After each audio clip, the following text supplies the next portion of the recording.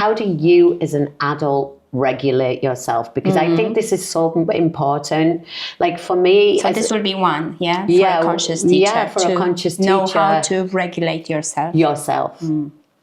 And then be able to teach them how to regulate themselves. We had a boy a couple of years ago. He was 3, nearly 4, and he would just, if he didn't get his own way, or if you said put your wellies on or put your shoes on, be like, and they do this high-pitched scream. That was, that was just like, and I would look at her, she was the other teacher, and she'd say, I've got this, because she was much more regulated than me then. I didn't realize that until I taught with her. Whereas me, I'm old school, I'd be like, wait, come on, get those shoes on, sit down, get your shoes on. She was very much like, let's just leave him to regulate.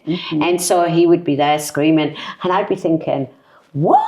Like, and she'd just look at me like, and then after a while he'd look to her, and she would go and she'd put a hand on his back and a hand on his diaphragm here, and she'd say, let's breathe into that now. And honestly, I was so inspired by that, because I learned as a conscious educator, there's a different way to deal with this. You don't have to say, sit down, get your shoes on. You can just say, right, let's breathe into this. And in the end, over about 3 months, he learned to do that himself without her. And you would see him. It was kind of funny, really, but to see him sat with his hand.